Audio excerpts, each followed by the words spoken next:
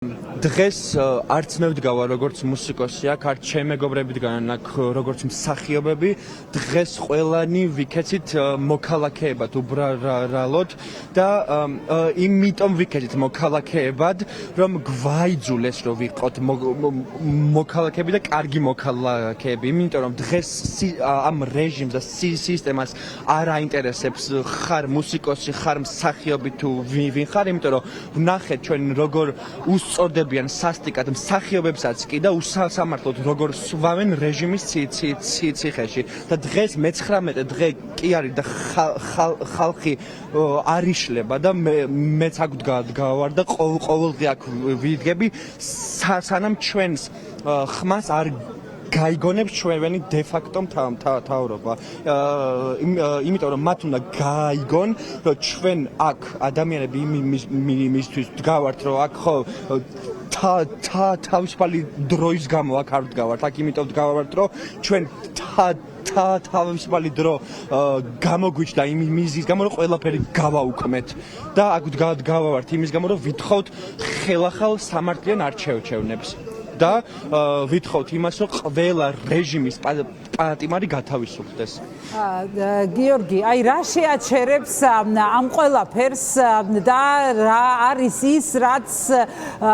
ქართულ ოცნებას აი ამ რეჟიმს უკან დაახევინებს. ახალი წლის მოახლოებასთან ერთად როგორ ფიქრობთ, აი შეიცვლება თუ არა რამე სანქციები დაუწესეს არაერთ პირს ქართული ოცნებიდან, დიპლომატიური პასპორტები გაუქმეს. რა არის ის რაც შეაჩერებს რეალურად აი ამ ყველაფერს და ივანიშვილის რეჟიმს? იცით რა არის იმ მეორე მხარემ რომელმაც ჯერ კიდევ ვერ დაინახა რატომ ვდგავართ აქ უკვე ჩვენი დე-ფაქტო მთავრობა ანახებს რომ მათ წყალი შეუდგათ ესე ძალიან მარტივად რო ვთქვათ, იმიტომ რომ გუშინ ჩვენ ნახეთ ვიღაც ლობარევი თუ ვიღაცა როგორ ჩამოიყვანეს აქციების დროს და პოლიციელებს როგორ ართმევდა ხელს და ძალიან ბედნიერი იყო იქ და თვითონ მთავრობა დაანახებს იმ ხალხს, ვინც დღეს ჩვენ არ გვეთანხმება და ის ხალხი ჩვენ მხარეს გადმომოვლენ ძალიან მალე და აეხილება თვალი, რომ ის ადამიანებიც კი ვინც მტრები არიან, რუსეთის მტრები, იმიტომ რომ ეს ადამიანი ლობარევი თუ ვიღაც ჯანდაბა არ ვიცი, იყო სპეცსამსახურის უფროსი, ვინც ჩამოვიდა აქციების დროს და ალბათ რაღაც კონსულტაციებს უტარებდა რობოკოპებს, როგორ სასტიკად ვეცემენ და ფეხქვეშ გავეგდეთ და ამ მოვლენება უნდა დაანახოს ხალხს, რომ სიმართლე ჩვენ ხარეს არის და ვებძვით ერთ დიდ მტერს, რომელსაც სახელად გვია რუსეთი და მან დაგვისვა ჩვენი დე-ფაქტო მთავრობა და ისინიც მტრები არიან, მორჩა გათავდა აქ. რატომა მნიშვნელოვანი გიორგი აი მანდ დგომა ადამიანების და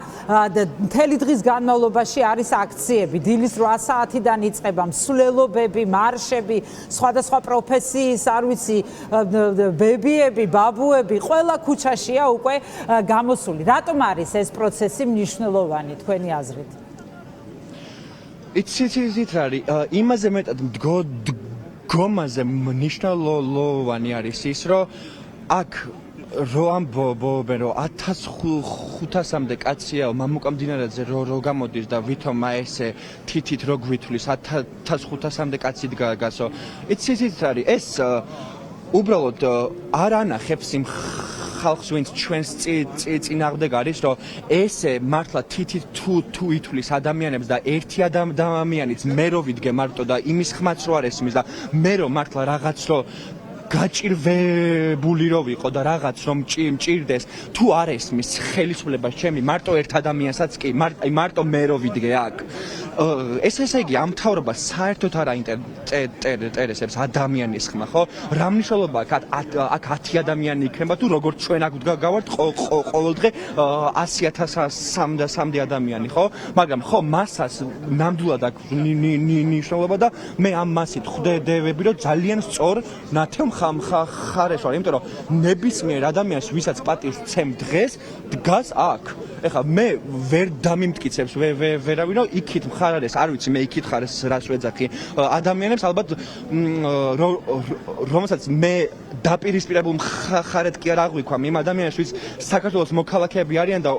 უბრალოდ ეს მთავრობის დე-ფაქტო მთავრობის პროპაგანდისტული მანქანა ისე უჭამს ტვინს და ისე ექცევა მათ და ისე წნეხში ამყოფებს რომ სხვა ვაგზა არ აქვს